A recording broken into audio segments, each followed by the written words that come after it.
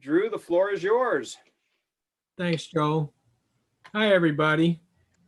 I'm Drew Diamond. I'm the Executive Director of the Jewish Federation of Tulsa and the Sherwin Miller Museum of Jewish Art. It's my pleasure to welcome you to the fourth session of the Rise of Antisemitism in Turbulent Times. I want to thank our partners, the Ackerman Center for Holocaust Studies at the University of Texas at Dallas, and the American Jewish Committee for making this series possible, and our friend Charlotte Schumann for bringing us all together and helping to spearhead this effort. You know, as we've gone through this series, we want to keep in front of us that the more we understand the nature of anti-Semitism, that understanding is vital in our work to combat this very real threat. This is a threat that exists today. And on that note, I'll turn it back to my friend Joel Schwitzer. Thank you, Drew. I really have enjoyed so much being with the Tulsa community over these last few weeks, and when the series concludes tonight, I'm gonna miss these regular Thursday evening get-togethers. So I hope that between Charlotte and Drew and our friends at the Ackerman Center and most importantly the Tulsa community, that we're able to find other opportunities to get together, and that AJC and the Ackerman Center can both continue to be resources to help enrich your own community. Jan. See, there's Jan, but we're blocked out. Oh, okay. So quickly, as those of you who have been to other sessions know, AJC is known as the State Department of the Jewish People. We do a lot of work in the diplomatic arena. Actually, Rabbi Baker, who you'll meet presently, is a large part of that. And we have been fighting anti-Semitism and ensuring the safety and security of the Jewish people for about 113 years now, and look forward to sharing that expertise with you for our final session tonight. As a reminder, if you'll put any questions that you have in the chat when we get to the Q&A section, I'll moderate that as well. And as we've said in the other sessions also, many people have found it helpful to toggle between the speaker view and the gallery view, which you can do at the upper right hand of your screen. That will allow you to, in the speaker view, really focus on the person who's doing the talking, and in the gallery view, feel like you're part of a community, which which I think is nice. So with that, I'd like to turn it over to Janis and David Finer to introduce our speakers this evening. Janis? Thank you, Joel. It's an honor tonight to introduce Rabbi Andrew Baker, who will be presenting to us on a very important topic. Rabbi Baker is AJC's Director of International Jewish Affairs and is responsible for maintaining relationships throughout the diaspora with all Jewish communities. He's been a tireless leader and worker in working with the international community to combat anti-Semitism and addressed Holocaust-era issues within Europe. He was a member of the government commissions in the Czech Republic, Slovakia, Lithuania, Romania, and that was established to examine Holocaust-era history and address the claims of the victims. Rabbi Baker directed AJC's participation in the development of the Belzec Memorial and Museum, which was a joint project of the AJC and the Polish government. He worked to actually help with, to develop this museum, and it was created at a site of a former Nazi death camp in southern Poland. He has been decorated by the governments and presidents of Germany, Lithuania, Romania, and Latvia. He's a past president of the board of Washington Rabbis and the Interfaith Conference in Washington, D.C. In his younger years, Rabbi Baker was a congregational rabbi in Chicago and a former chaplain at San Quentin Prison in California. He received his undergraduate degree from Wesleyan University and his rabbinic ordination from HUC. Thank you, Rabbi Baker. Now I'm going to turn it over to my husband, David, who will introduce Seffi Kogen. Good evening, everybody. So Seffi Kogen is a global director of young leadership for AJC. He coordinates the organization's activities for the rising generations of American Jews. He oversees AJC's LFT, which is Leaders for Tomorrow program for high school students, its campus affairs department, and Access, AJC's young professional division. Seffi previously served as AJC's director of campus affairs and as senior associate in AJC's marketing and strategic communications department. He received the AJC Innovation Award for his work founding the LFT program, which equips young Jews with advocacy skills and empowers them to be Jewish advocates on their college campuses. In 2018, he conceived of AJC's Show Up for Shabbat campaign as a show of solidarity and strength in the wake of the anti-Semitic shootings in Pittsburgh. Seffi holds a BA in history from Columbia University and a BA in Talmud and Rabbinics from the Jewish Theological Seminary. He has written for USA Today, Haaretz, The Forward, and the Times of Israel. He is also the host of People of the Pod, AJC, and the Times of Israel weekly podcast. So Seffi, I just want to say welcome. And as someone who works with youth, as I do, anyone who's working with youth in this more secular world that we live in and can get them to be more active in Jewish activities and Israel activities, I would say you're doing God's work and you're a tzaddik. Okay, there we go. And I second that. So before we get started, I'd like to ask, there are a couple of people who, even though I'm the host, it's not letting me mute. So if you are not speaking this evening, please do mute yourself, and we would appreciate that. Thank you. So first, I want to pose this one to Andy. Your role within the OSCE. First of all, for those of us who aren't working in multilateral organizations every day, acronyms like OSCE and correct me if I'm getting the title wrong, but Personal Representative to Combat Antisemitism are a mouthful. Can you explain the organization and the scope of your role in that capacity?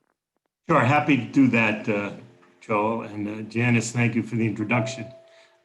The OSCE, the Organization for Security and Cooperation in Europe, is an international multilateral organization of 57 countries, 57 governments. It encompasses all of Europe, the former Soviet Union, the United States, and Canada. It's headquartered in Vienna. It was really created, or it grew out of a international agreement 45 years ago in the height of the Cold War, known as the Helsinki Final Act. It was a way to bring together the West and the communist world to deal with issues, political, strategic, economic, and human rights issues. But in this post-communist world, it's an international organization that really brings the US together with all European governments for issues including a broad array of concerns that are referred to as human dimension issues. They include things like freedom of the media. They include issues of promoting tolerance and non-discrimination. And in particular, and with regard to this discussion, a venue to get at the problem of anti-Semitism. The US realized, this goes back now really 20 years, that after we saw in the early 2000s a resurgence of anti-Semitic incidents in Europe, particularly in Western Europe, but we saw that governments were not recognizing them, not responding to them. The OSCE was a venue where the US, sitting around the table with European governments, could say, let's try and do something about this. The OSCE works in a complicated way because with 57 members, it must take decisions by consensus. So you can imagine no decision is easy, but it determined that it would host an international conference focused on anti-Semitism, which took place in 2003. It was the first international governmental organization to take up the issue. And a year later, a follow-up high-level conference took place in Berlin. It was hosted by the German president At the time, the foreign ministers, our Secretary of State of most of those OSCE countries were in attendance. And in addition to very strong statements and strategies about how to deal with this resurgent anti-Semitism, it drafted a declaration. Notable about that declaration were a few things. It said explicitly that anti-Semitism had taken on new forms and manifestations. That was a reflection of, again, the new incidents taking place, but what many of us came to recognize as anti-Semitism related to the state of Israel. It said explicitly that events in Israel, in the Middle East, can never justify anti-Semitism. The fact is that in those days, while we saw incidents, we saw physical attacks on Jewish targets, synagogues, school buses, and so on, many, by the way, that were coming from parts of the Arab and Muslim communities in Europe, you had governments that were not recognizing this as anti-Semitism, suggesting, well, the motivations were political, and therefore it was something else, but not anti-Semitism. So notably, this declaration made clear such things were, in fact, anti-Semitic incidents. And it enumerated a list of commitments that governments agreed to undertake to begin to collect data on hate crimes, on anti-Semitic hate crimes, to develop education programs, and in particular, programs focused on Holocaust remembrance and education. Now, much of that work we at AJC were involved with as a non-governmental organization, but working closely with the US government ambassador and with others. That important declaration combating anti-Semitism, we were very much involved in helping to draft. But at the end of the day, it had to win the support of all those members of the OSCE. One of the things that emerged out of that conference was the feeling that there ought to be a special envoy, there ought to be someone that will work with that organization to keep the focus on these problems and the commitments that governments had agreed to undertake. And in the end, it was decided they would create a position in the OSCE. It's called personal representative of the chair in office. A different country chairs the organization every year. So it was the opportunity of the country chairing the OSCE to appoint someone as his or her personal representative with a special focus. In this case, a focus on combating anti-Semitism. That was a position that was created in 2005. In the first years, it was held by one of the early active members of these conferences, a member of the German Bundestag. But in 2009, when the Greek foreign minister took over chairing the OSCE, she asked me if I would take on this position. It allows me to take up the issue in a formal way as representing the OSCE, going into the capitals of OSCE participating states, meeting with members of the Jewish community, civil society, and then meeting with governments to see what they're doing to press them on issues concerning anti-Semitism. It is a one-year appointment.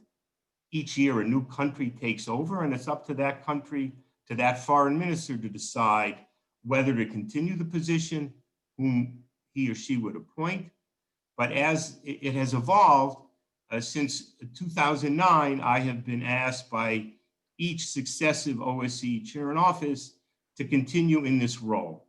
So I think, Joel, in my 13th year, and I can share with you that I received the call this morning from the Foreign Ministry of Sweden. Sweden assumes the OSCE chairmanship in January, and they've asked me to continue. So I'm going past my bar mitzvah year now in this role.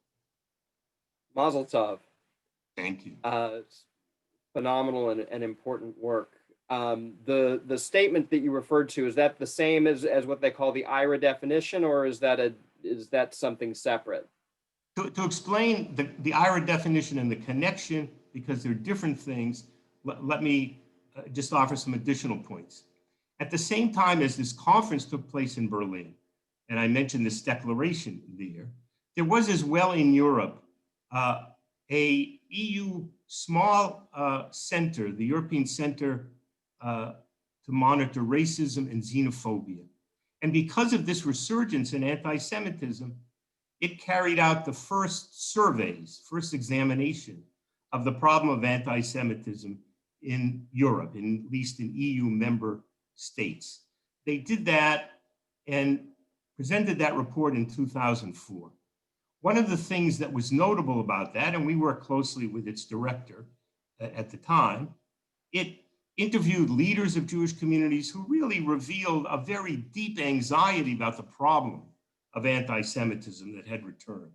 But there was very limited data to be collected from governments. Most governments didn't even identify hate crimes as hate crimes. So they certainly didn't have a clear indication of anti-Semitic crimes.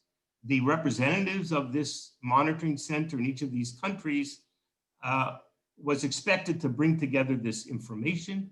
It turned out that over half of them didn't even have a definition of anti-Semitism, and of those that did, no two definitions were the same. So that opened the door to us, AJC essentially, working with experts in Israel, in Europe, in America. We helped to develop a comprehensive definition of anti-Semitism, something that this monitoring center would be able to take on and promote to its monitors and to others. This was something that took several months in drafting, in negotiating, but in early 2005, it was formally issued, known as the EUMC Working Definition of Anti-Semitism. Basically, the definition itself had its own life. The EUMC went out of existence. It was replaced by a different, larger EU agency. In the meantime, with very small changes in editing, in 2016, it was adopted formally by the International Holocaust Remembrance Alliance. That is what is known as IHRA.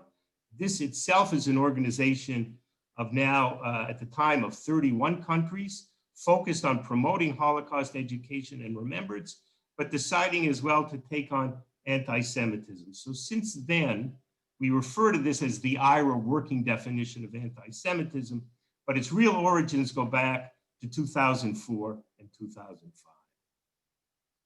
Great, thank you. And we'll come back to that shortly, but I want to turn to Seffi for a little bit. And what I love about the format that we have this evening is that we get to explore the depth of AJC's work in what each of you has to share, but we also get to explore the breadth of it in that you're working internationally on a very different stage from Seffi, who's doing critical and important domestic work.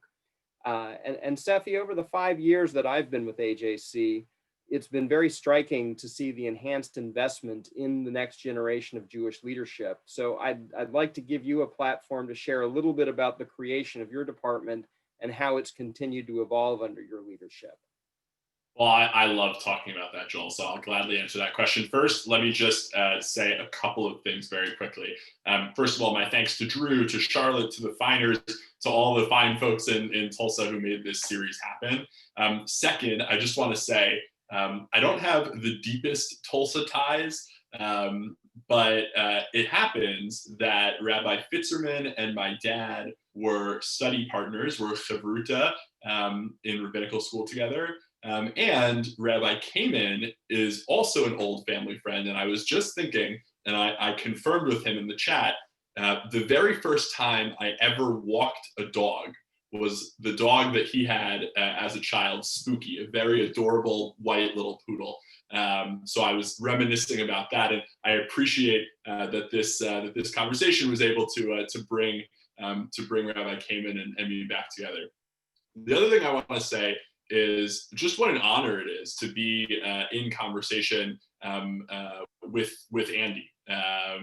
Rabbi Baker here is an incredible authority, an incredible lifelong advocate for the Jewish people, and I'm sure in those first few minutes, I learned a ton. I hope you did too, and I'm excited to hear what else we have to come. And the last thing I'll say is just how wonderful it is that AJC Dallas and my incredible colleagues Joel and Amy Berger are working closely with the Tulsa community, and how wonderful that is.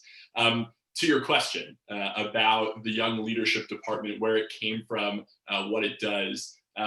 My department has existed for 2.5 years at this point, a little less than 2.5 years. But each of the constituent portfolios within the department predates that. And that's just what I want to talk about quickly. So we have 3 things that make up the Young Leadership Department. There's LIFT, Leaders for Tomorrow, or LIFT for short, which is our high school program. And I think we'll hopefully get some time to talk about that before the program concludes. There's Campus Affairs, which is our department that works to engage college students in Jewish advocacy on their campuses, and also works with university presidents and other university administration officials to make sure that Jewish students are getting the support that they need from the people in power at university campuses. Actually, Niels and I were chatting before. Niels, who's a professor at UT Dallas's Holocaust Center, and actually he was telling me a little bit about the center, and I was able to say, actually, I heard a little bit about the center already, because the president of UT Dallas came to Israel with me last year on a AJC project interchange trip, and that's part of our campus affairs work. And then the third of the 3 portfolios is Access. Access is our young professionals division that engages folks in their 20s and 30s in the work of AJC. Each of those 3 things existed. LIFT was, I got to play a role in the creation of LIFT. That was 6 years ago, 5.5 years ago. Campus Affairs, I was our first director of Campus Affairs before I stepped up into this position. That was about 4 years ago. And then Access is 15 years old, unless you ask someone involved in Access in Atlanta, in which case they'll tell you it's 30 years old. That is a little complicated. We don't need to get into it now. But what our innovation in creating the Young Leadership Department was saying, those 3 things shouldn't be discrete moments in people's lives. It shouldn't be, okay, you can be involved in AJC as a high schooler, or you can be involved in AJC as a college student, or you can be involved in AJC as a young professional. That should be part of the story arc. It should be the story of your lifetime. And that is what I and my team of professionals all around the country are working on creating. Thank you. So I want to turn to campus, because that's where we're seeing a lot of the flashpoints around these issues, and we are nominally talking about BDS and anti-Semitism tonight as part of the conversation. What would you characterize as the biggest challenge to our Jewish college students today? Overt expressions of anti-Semitism, intersectional litmus tests leading to the exclusion of pro-Israel students from campus activities, campus activism, or BDS resolutions considered by student governments? Do I have to choose just one? Look, it's regional to some degree. What I've heard, for example, from some of the folks who are involved with us in, let's say, in Kansas City, is that they have gone to K-State or to University of Kansas, and they've encountered some kind of classic kind of right-wing anti-Semitism. Folks who kind of represent this far right white nationalism and don't like Jews for that reason. You're not going to find too much of that, for example, at my alma mater in New York City. There is that regional element to some degree. For the most part, though, I would say what I'm concerned about is what we see from the left, and I'll explain why. When it comes to college campuses, the cultural currency is on the left. It doesn't take any great act of bravery or moral courage on a college campus to stand up and say, what my classmate, the neo-Nazi, is saying is terrible, right? Every single person will applaud you for saying that. Jews, Catholics, Muslims, black, white, brown, what have you. Everyone's going to be happy about you condemning that kind of hatred. Unfortunately, we also see coming from some of the more radical left elements or self-styled progressive elements, especially, but not only on college campuses, we see this sense that that Jews are not necessarily to be trusted, that the working or initial assumption is that Jews are white oppressors, and the oppressor kind of comes from our relationship to Israel.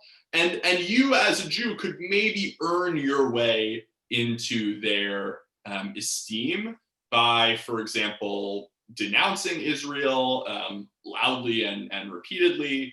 Perhaps if you happen to be a Jew who comes from a non-white ethnic background and agrees with left-wing politics, you could work your way into their good graces.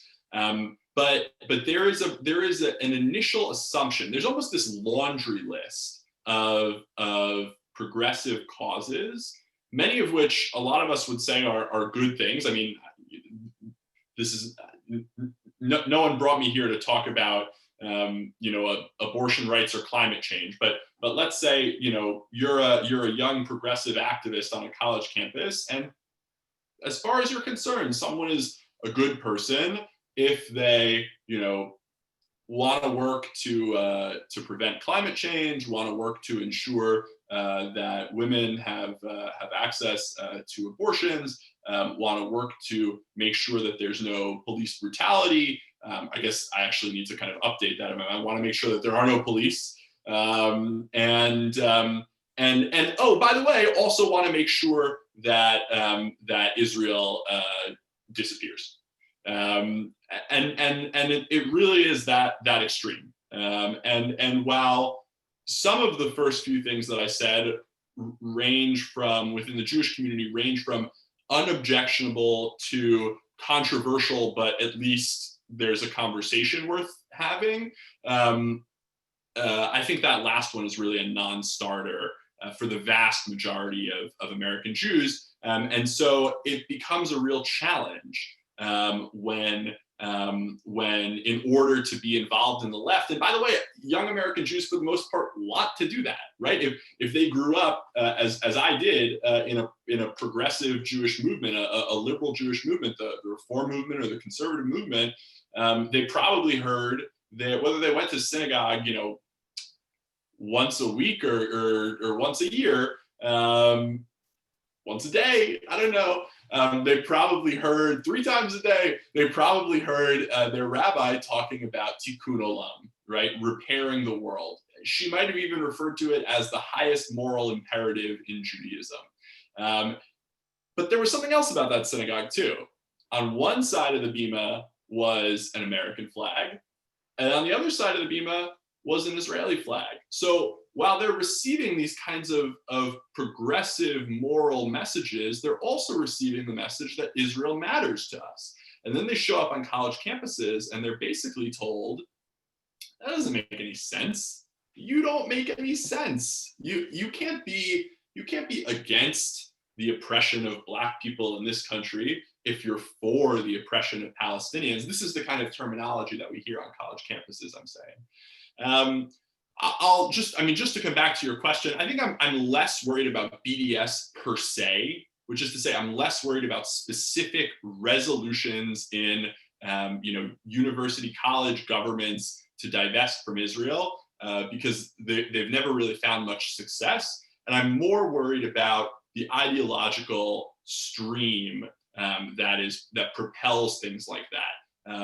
Whether BDS is going to continue to be a useful tool for them or what they believe is a useful tool or not over the next few years, I don't know. We'll see if Arab world normalization towards Israel changes some of that. It makes it a little more silly for some Americans to be saying that they won't have normalized relations with Israel. But that stream of kind of far left politics on campus is not going away anytime soon, and that's going to continue to be a challenge for Jewish college students. Thank you. I'm going to put in the chat now, and I'm going to direct this to Andy. I'm going to put in the chat a link to the IHRA definition and encourage everyone to maybe pull that up in your browser, and you can take a look at it after the session, or if, like me, you have two screens, you can pull it up and look side by side. And as you look at that definition, you'll note that there's the definition itself, and then there is a series of examples of anti-Semitism, some of which relate to Israel and to Zionism. Andy, I'm wondering, was it challenging to get these included in the definition or in this list of examples? And how would you respond to a legislator or interlocutor with objections to this? Well, Joe, when the definition was drafted, and still today, we've always said it's a comprehensive whole. There is a core paragraph that is in a box in the page you cite, but essentially the definition is the examples. We understood, and now think back, this is already 15 years ago, that people recognize prejudice toward Jews, discrimination, hatred. This is anti-Semitism. But it was not as simple, perhaps, for people to recognize conspiracy theories about Jews, Jews controlling the media, the economy, that this too is anti-Semitism. And I would add as well to recognize that Holocaust denial is not somehow a historical dispute. It's really a way of essentially attacking Jews, attacking even living survivors. That too, a form of anti-Semitism. What was at the time, and perhaps to a degree today, the most controversial aspect of this working definition of these examples are those related to Israel. Of course, we saw and we see today significant criticism of Israel, and the definition itself goes out of the way to state that criticism of Israel is not anti-Semitic. But when Israel is demonized, when you equate its activities with the Nazis, when you suggest it doesn't really have a right to exist, or that it's a racist endeavor, we were very clear, this is not criticism. This is a form, many of us spoke at the time, a new form of anti-Semitism. So it was not, in a way, difficult for all of the people that we managed to bring together, experts on the subject, academics, practitioners, to recognize and realize this needed to be a part of it. When it was issued, of course, it received different reactions in different places. But we've said always, you are never going to be able to really address or fight anti-Semitism if you cannot clearly define it. So this had become, and perhaps now even more than it was 15 years ago, a significant piece of what anti-Semitism is about. Seffi describes the challenges of college kids today here in America, where you do have this antagonism to Israel that many feel, and Jews who are supportive of Israel on campus become singled out. That goes well beyond just a matter of criticism. What we saw in Europe were Jewish communities at times were equated with the state of Israel. They became victims of physical attacks, even lethal attacks, that somehow they were an appropriate surrogate for Israel. Or terms relating to Israel, Zionist, became a kind of a curse word, or very, very outward anti-Semitic expressions were somehow, if directed at someone labeled a Zionist rather than a Jew, were perhaps acceptable. At least that's what some people imagine. So the idea was develop a definition and get it out there. Give it examples that people can understand. The goal was then, it remains, as a tool, an educational tool, but one to be used by government and civil society monitors who are collecting data on anti-Semitic incidents and hate crimes to be used by police so they can recognize and understand what's going on, and to be used by prosecutors and judges where anti-Semitism, anti-Semitic hate crimes are going to court, are being addressed. I would add one thing, that various European countries do prohibit certain hate speech in a way that American First Amendment protection would not allow it to be possible here. But expressions of anti-Semitism, ethnic incitement, they are in various European countries prohibited. And cases can be brought against people for this. So understanding with some precision what anti-Semitism is becomes important in an additional degree in Europe or in some of these countries than it does here. Obviously, if we're talking about a crime, it's usually a physical crime that can be taken before court.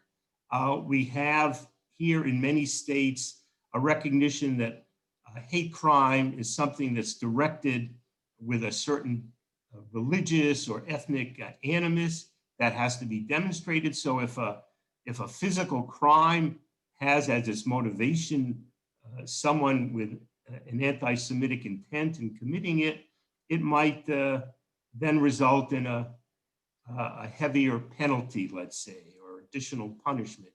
So it can apply here as well to understand what anti-Semitism is, just as if one is speaking about crimes of racism or homophobia.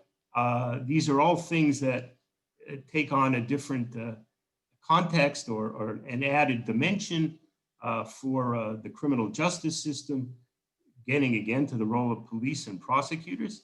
And so just as it's important to understand these forms of hatred and intolerance, we would say it's important to understand anti-Semitism. And of course, with the definition, it's to say anti-Semitism in its multiple forms. That's perhaps the unique phenomenon of anti-Semitism. It transmutes itself. It becomes something different. It can adapt and change.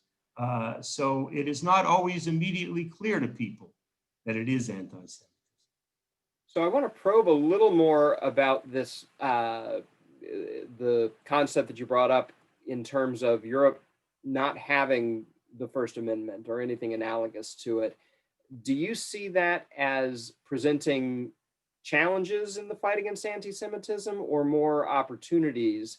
And do you personally feel conflicted about enforcement that you wouldn't be able to do here in the United States, having grown up and living in a country that has this freedom of speech, which is so fundamental to who we are as Americans?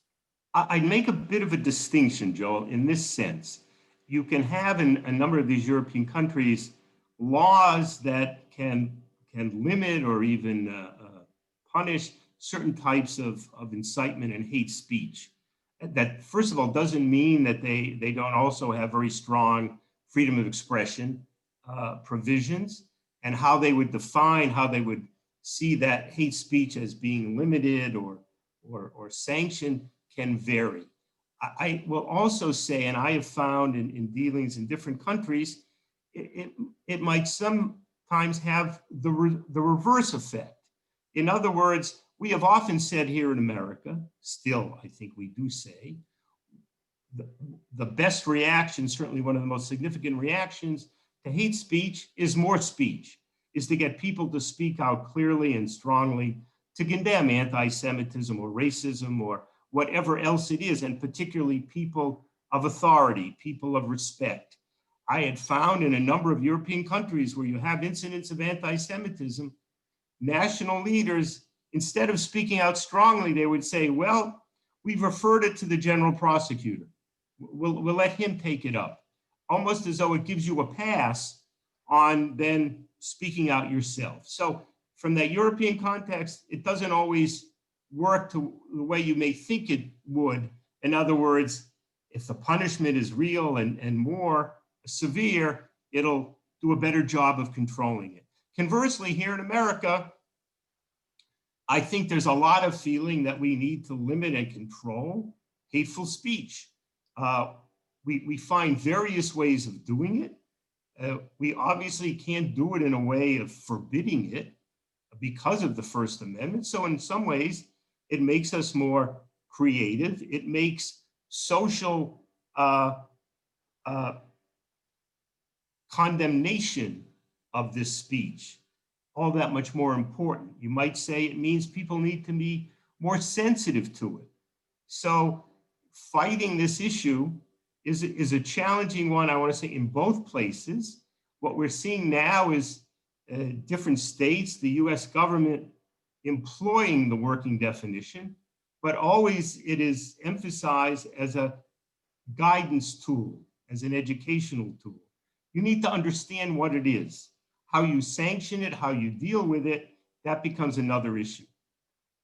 That's a great lead into my next question for Seffi, which is about 1 million years ago in 2019, President Trump issued an executive order codifying the IHRA definition for use by the US Department of Education. What would you say, Seffi, is the real world impact of this policy? Mm-hmm. Mm-hmm. So look, so Andy's the expert here, so I'm counting on him to correct me if I get anything wrong. I think it's important for us to understand the origins of what President Trump did in late 2019. I'm going to go way back. Title VI of the Civil Rights Bill of 1964, I guess. Andy, yeah. 1964. Speaks about discrimination by institutions receiving public funds. It does not include discrimination on the basis of religion. Why is that? Other sections within that civil rights bill do include discrimination on the basis of religion. The reason is because religious groups actually had an impact on shaping the bill, because religious groups sometimes like to discriminate a little bit. Basically, imagine a Catholic nursing home, or Jewish nursing home for that matter, that wants to prefer Catholic or Jewish residents, give them preferential, opportunity to move into that facility. That facility receives government funds. Someone would have a case against them if Title VI included no discrimination on the basis of religion. So very intentionally, it did not. Okay, but that also is how we handle discrimination at universities. All universities, whether public or private, receive very important research grants, among other things, from the federal government. They would be in very big trouble if they didn't receive that money. And so that's a good way to ensure that universities are appropriately policing illegal discrimination on their campuses. But Jews are not protected, except under the Bush administration, the George W. Bush administration. I think this was in 2005, but it might have been a little bit later than that. There was something called a Dear Colleague letter that was circulated by the Department of Education. And what it said was, I don't have the exact language in front of me, but basically a religious group that might be discriminated against on the basis of people treating them as though they were an ethnicity, which is a protected group under Title VI, that group should be considered protected under Title VI. So if you can imagine, I mean, this was probably intended to help Jews the most, but that would also include, I would say, Hindus, Muslims, any kind of religious group that is seen to have an ethnic identity of some kind. So that was under Bush. It continued under the Obama administration. And it continued under the Trump administration until last year, when it was actually written in to the Anti-Semitism Awareness Act, which was before Congress, was being debated, and Congress was being held up for various different reasons. But it was a bipartisan legislation that in theory should have passed both houses of Congress. That was going to codify that into law. And because it wasn't really moving, President Trump issued his executive order. So what changed? Had it been passed by Congress and been written into the statute, that would have been a very powerful change, really codifying this into law. What the executive order did was it put the power of the president's pen behind it, rather than just the Department of Education. So that's a good thing. Unquestionably, that's a good thing. We have seen the first few cases be brought on the basis of that executive order. All of those things probably could have been brought before the executive order. Now they're being brought. None of them have been decided yet. There have been a few settlements by universities out of court. And it's still kind of up in the air exactly what the impact of that will be. But it's important to understand that this wasn't something entirely new, but it was still a positive step for the safety of Jewish students on campus. If I could jump in, I think Seffi gave a good explanation and description of how it developed. One of the tragedies here is we've taken something that really began as a very broad bipartisan initiative, and it became a very partisan one in the hyper-partisan environment we've been living in these last years. The fact is that Title VI, as Seffi explained, covers discrimination based on national origin. You can identify certain groups by their shared ethnic identity. Jews are only one of them. Others are covered. Even in the Obama administration, the Assistant Attorney General at the time was Tom Perez, issued his own letter that reaffirmed this as a way to allow Title VI to get at the problem of anti-Semitism. The executive order, by the way, it says the definition, this IHRA working definition, can be considered. The Department of Education has a responsibility to address challenges that are brought to it of anti-Semitism being a pervasive problem on college campuses. It is something that is almost always worked out between the universities and the department itself, in the sense that the real lever that the department has is withholding federal funds. So there's an incentive to find common agreement. I think, as Seffi said, it was always possible to bring this forward. And the fact that it's been issued with an executive order maybe gave some new impetus during this last year. But like all executive orders, when a president leaves office, a new president can decide to rescind those orders. So we still hope that this will continue in other ways. And I just want to put an exclamation point on what Andy said about the polarization around this. Part of it was the result of the reporting on it by my hometown newspaper, the New York Times, whose crossword I adore and whose reporting I sometimes take issue with, which initially reported before the text of this was released, and we all realized that this was not a change in government policy from Obama or George W. Bush. They reported that President Trump was preparing to classify Jews as a nationality.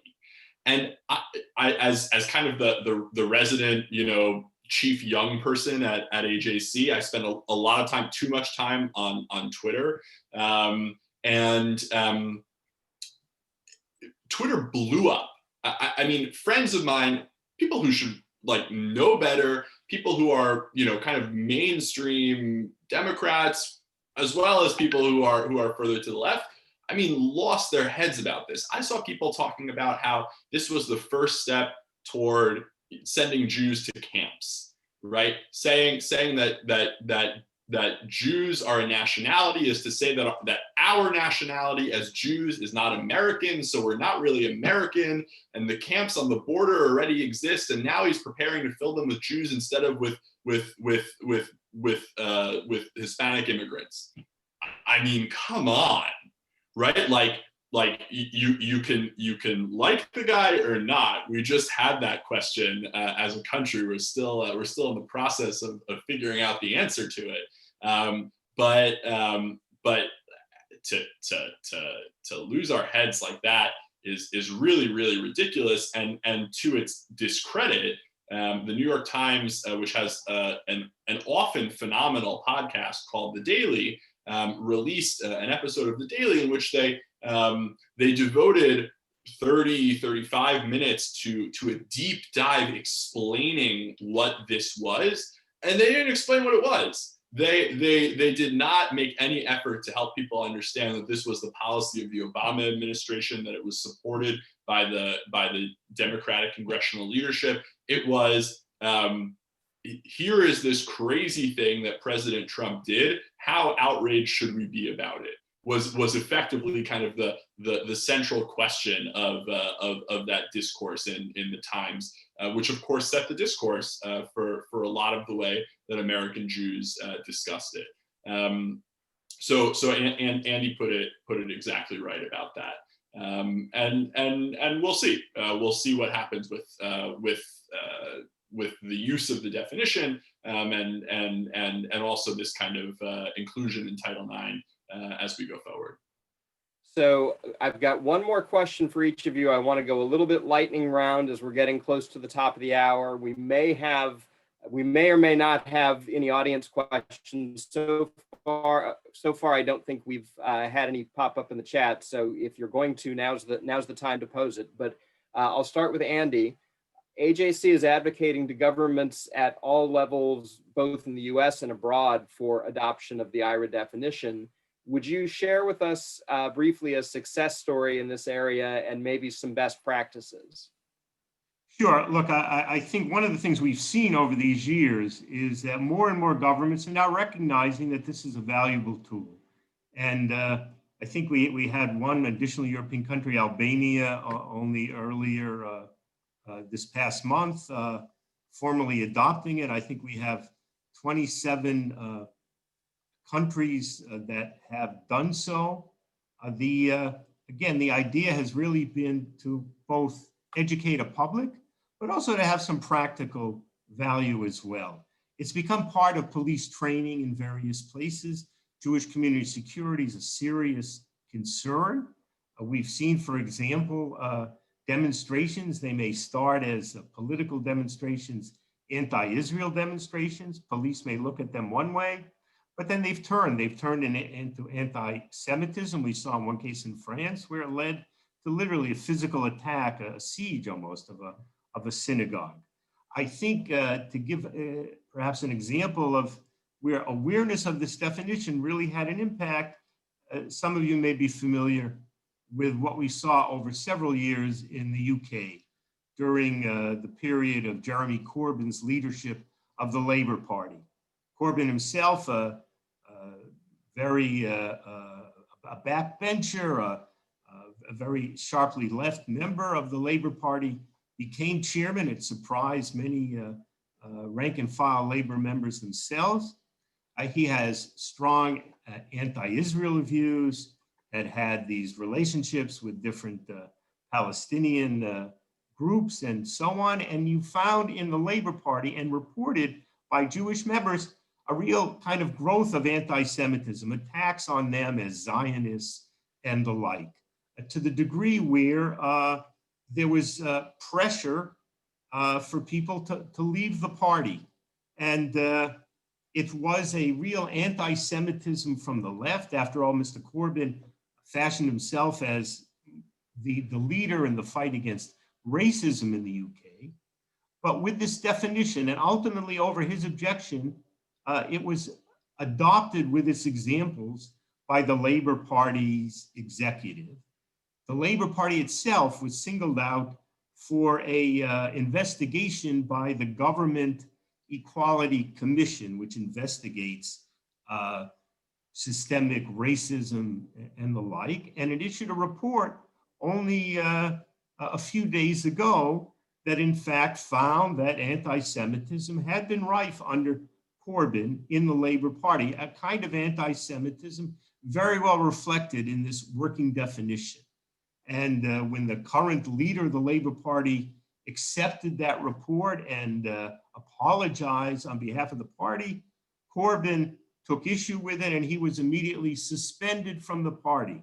So I think it was a very interesting example, really paralleling the concerns that are found in that definition so people understand anti-Semitism. There are other things, I'll stop there, but only to say we are heartened by the fact that a definition that at the beginning many people felt would be hard for governments to embrace. Now more and more of them are embracing it. The European Union itself has essentially issued a declaration calling on all its member states to put it to use. Thank you.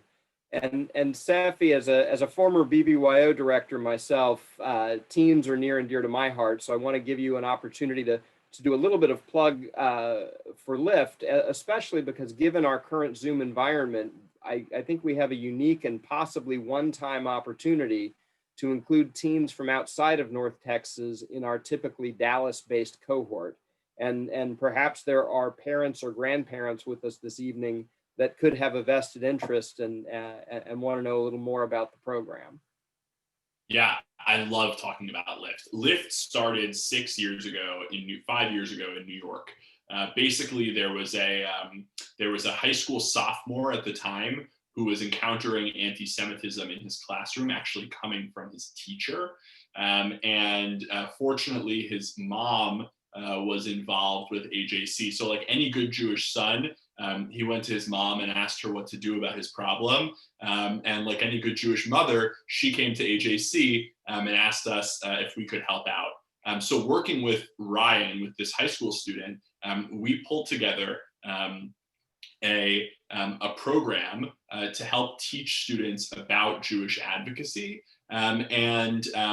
I was working in our communications department at the time, but they knew that I'd been a camp counselor. And if you have a really good idea, but no idea how to pull it off, you should find yourself a camp counselor because they are phenomenal, if I may say so myself, at flying by the seat of their pants.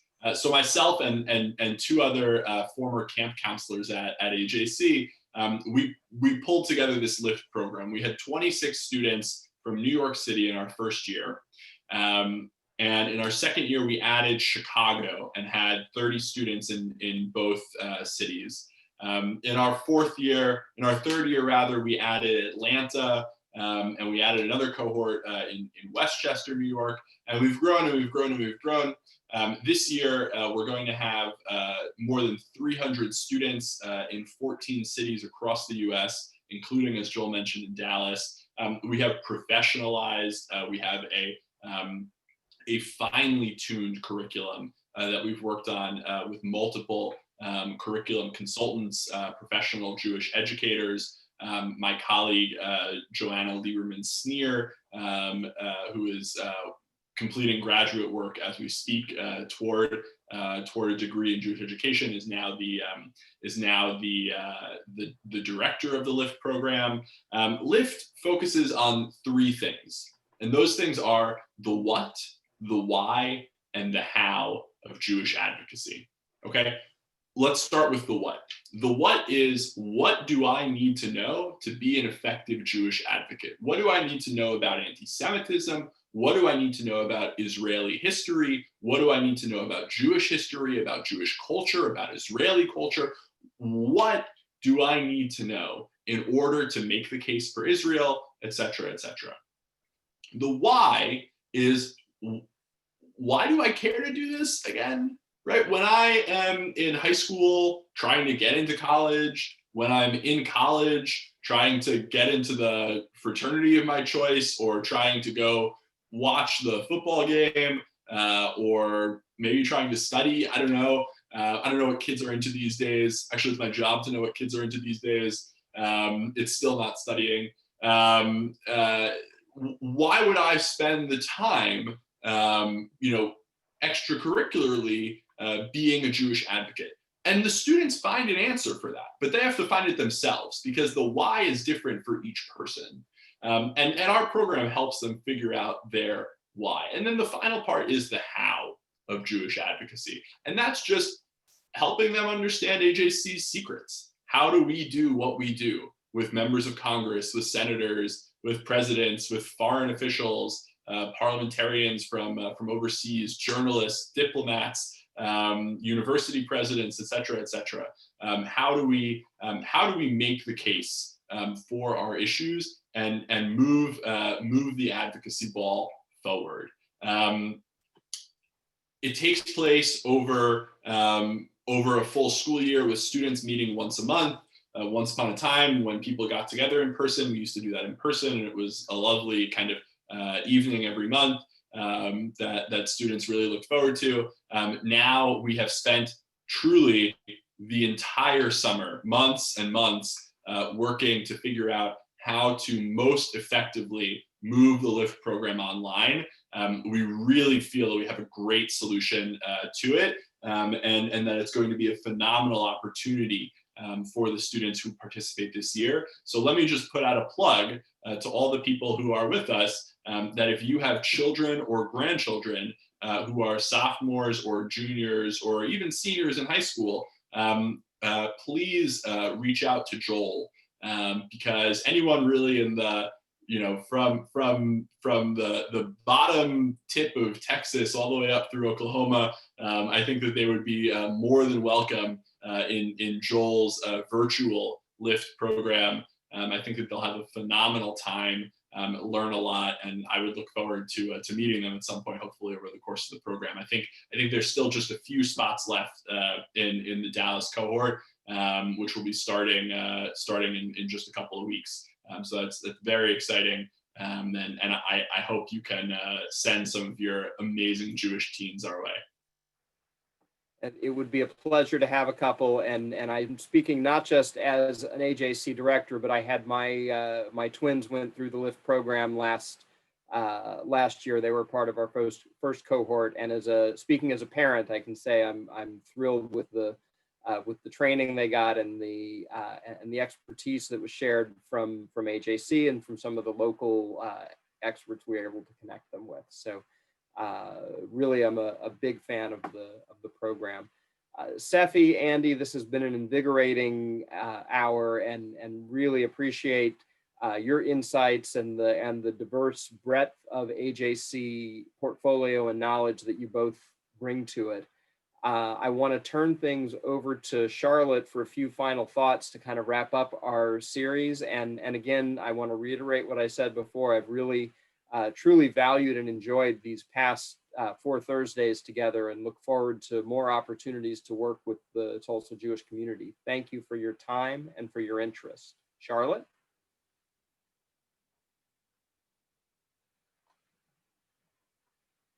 Charlotte, if you're speaking, you're still on mute.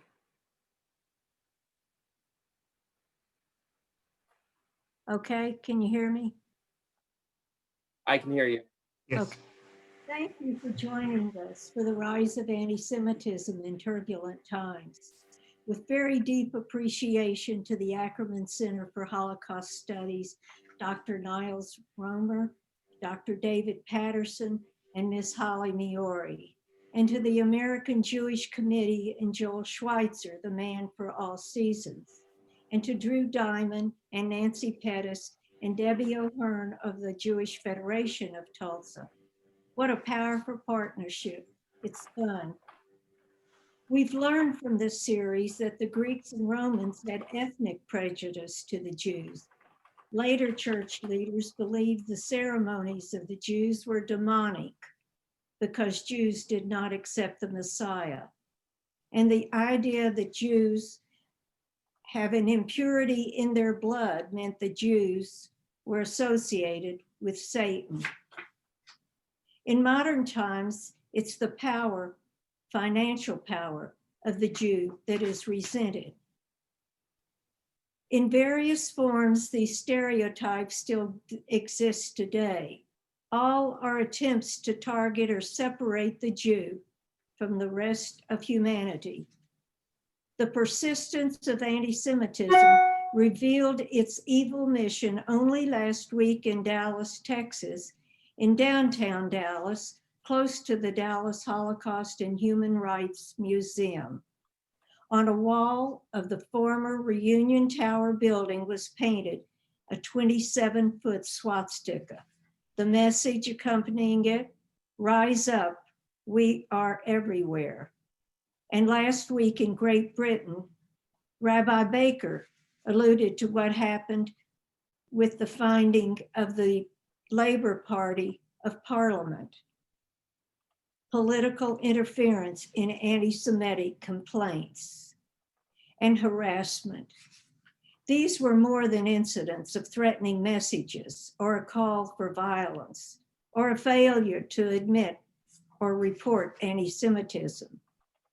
These incidents were a much more serious breach of human rights that threaten all people who love justice and freedom. That is why this series is so important. That is why we now have an opportunity to advocate for the Never Again Act for teaching Holocaust in the schools and the IHRA working definition of anti-Semitism.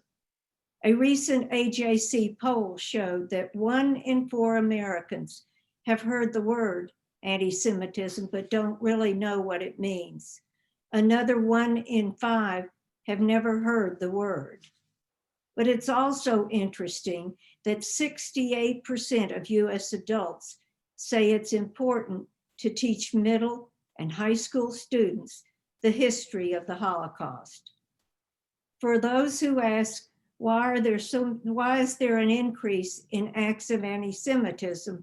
We must reply, because there was no Never Again Act until last year.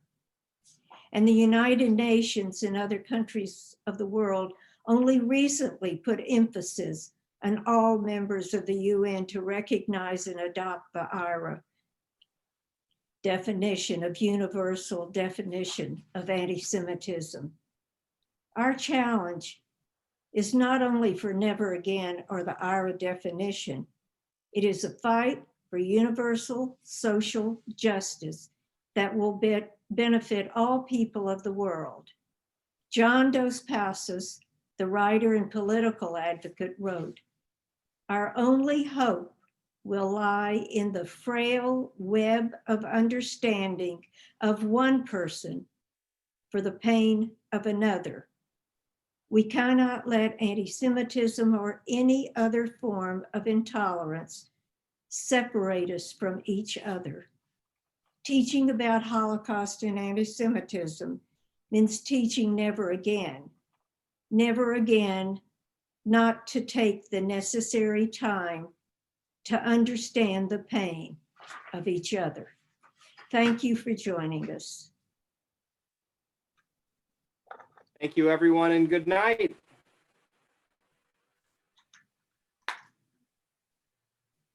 Thank you.